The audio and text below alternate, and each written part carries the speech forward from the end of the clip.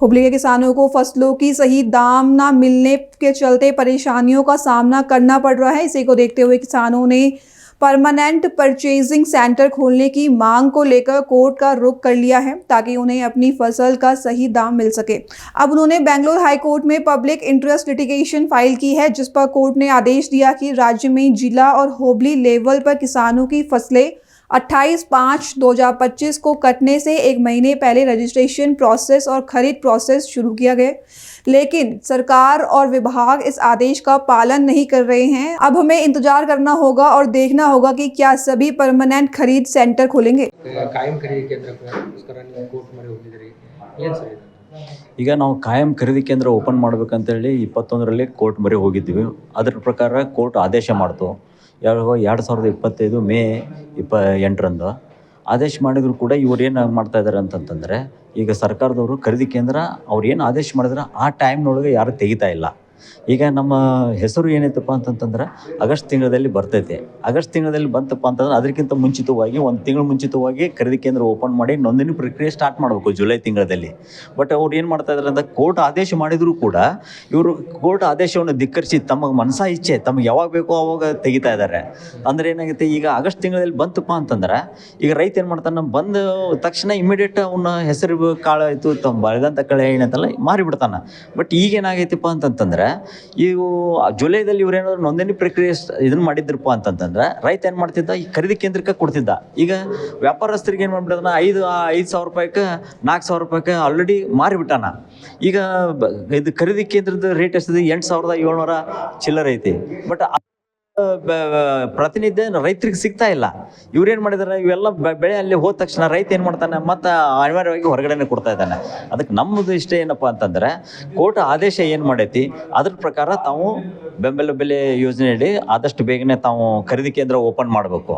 ನೀವು open ಮಾಡದಿದ್ದಕ್ಕೋಸ್ಕರ court ಆದೇಶ ಏನು ಮಾಡೈತಿ ಆದೇಶವನ್ನು ಧಿಕ್ಕರಿಸಿದ್ರಿ. ಆ ಧಿಕ್ಕರಿಸಿದ್ದಕ್ಕೋಸ್ಕರ ನಾವು ನ್ಯಾಯಾಂಗ ನಿಂದನೆ ಕೇಸನ್ನು ರಾಜ್ಯ ಸರ್ಕಾರದ ಮೇಲೆ ಹಾಕಿದ್ದೇವೆ. ಸರ್, ಈಗ ಕೋರ್ಟ್ ಇದನ್ನ ಆದೇಶ ಕೊಟ್ಟಿದ್ದ ಕಾಯಂ ಖರೀದಿ ಕೇಂದ್ರ ಮಾಡಲ್ಲ ಅಂತ ಕೋರ್ಟ್ ಆದೇಶ ಕೊಟ್ಟೈತಿ.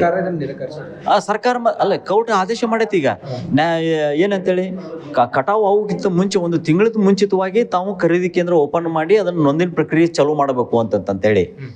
ಈಗ ಆಗಸ್ಟ್ದಲ್ಲಿ ನಮ್ಮ ಹೆಸರು ಕಾಳು ಬರ್ತಾವ, ಇವ್ರು ಜುಲೈದಲ್ಲಿ ಖರೀದಿ ಕೇಂದ್ರ ಓಪನ್ ಮಾಡಿ ನೋಂದಣಿ ಮಾಡ್ಕೋಬೇಕಾಗಿತ್ತು. ಈಗ ಕಳೆದ ಕೆಲವು ದಿನ ಹೇಳಿದ್ದಾರೆ, ನೀವು ಕಡ್ಲಿಕಾಯಿ ಸಲುವಾಗಿರ್ತಂದು ಕೇಂದ್ರ ಸರ್ಕಾರದವರು ಏನೋ ಖರೀದಿ ಕೇಂದ್ರ ಮಾಡಿದ್ರು. ಅದಕ್ಕೆ ಕೇವಲ ತಾತ್ಕಾಲಿಕ ಖರೀದಿ ಕೇಂದ್ರ, ನೀವು ಕಾಯಂ ಖರೀದಿ ಕೇಂದ್ರ? ತಾತ್ಕಾಲಿಕ ಅಂದ್ರೆ ಕಾಯಂ ಖರೀದಿ ಕೇಂದ್ರ ಅಂತಂದ್ರೆ ಅರ್ಥ ಏನು, ಈಗ ಕಡ್ಲಿ ಅಥವಾ ಹೆಸರು ಬರಲಿ ಬರದೇ ಇರಲಿ ಖರೀದಿ ಕೇಂದ್ರ ಓಪನ್ ಮಾಡಿರ್ಬೇಕು, ಅದು ಕಾಯಂ ಖರೀದಿ ಕೇಂದ್ರ. ನಮ್ಮದು ಅದು ಕಾಳು ಇರಲಿ ಬಿಡಲಿ ಅದು ಕಾಯಂ ಖರೀದಿ ಕೇಂದ್ರ ಓಪನ್ ಮಾಡಬೇಕು. ಈಗ ಹೆಸರು ಯಾವಾಗ ಬರ್ತೈತಿ, ಕಡ್ಲಿ ಯಾವಾಗ ಬರ್ತೈತಿ, ಕಡ್ಲಿ ಜನವರಿ ತಿಂಗಳಲ್ಲಿ ಬರ್ತೈತಿ. ಕಡ್ಲಿ ಜನವರಿ ತಿಂಗಳಲ್ಲಿ ಬಂತಪ್ಪ ಅಂದ್ರೆ ಡಿಸೆಂಬರ್ ತಿಂಗಳಲ್ಲಿ ಈ ಕಡ್ಲಿ ಖರೀದಿ ಕೇಂದ್ರ ಓಪನ್ ಮಾಡಿರ್ಬೇಕು.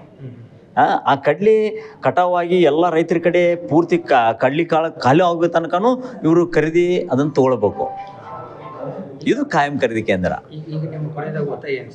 ನಾವು ಏನು ಹೇಳ್ತಾ ಇದ್ದೇವೆ, ಕೋರ್ಟ್ ಏನು ಆದೇಶ ಮಾಡೈತೋ ಆದೇಶದ ಪ್ರಕಾರ ನಮ್ಮ ಏನು ಬೆಳೆಗಳು ಏನು ಬರ್ತಾವೋ, ನಮ್ಮ ಬೆಳೆಗಳು ಏನು ಬರ್ತಾವೋ ಆ ಬೆಳೆಗಳೇ ಬರೋಕ್ಕಿಂತ ಒಂದು ಪೂರ್ವದಲ್ಲಿ ನೋಂದಣಿ ಪ್ರಕ್ರಿಯೆ ಚಾಲೂ ಮಾಡಿಕೊಂಡು ಅವನು ಖರೀದಿ ತಾವು ಮಾಡಿಕೊಂಡು ರೈತರ ಅಕೌಂಟಿಗೆ ಅದರ ತಕ್ಕ ಬೆಲೆಯನ್ನು ಬೆಂಬಲ ಬೆಲೆಯನ್ನು ರೈತರಿಗೆ ತಾವು ಕೊಡಬೇಕು ಅಂತ ಅನ್ನೋದು ನಮ್ಮ ಒತ್ತಾಯ. ಅಕಸ್ಮಾತ್ತಾಗಿ ಗಡುವು ಕೊಡೋದು ಮತ್ತು ಏನಾರ ಹೋರಾಟದ ಈಗ ಗಡುವು ಕೊಡೋದು ಹೋರಾಟ ಈಗ ಎಲ್ಲ ರೀತಿಯಿಂದ ಹೋರಾಟ ಮಾಡಿದ್ರು ಕಣ್ಣು ತೆಗಿಲಿಲ್ಲ.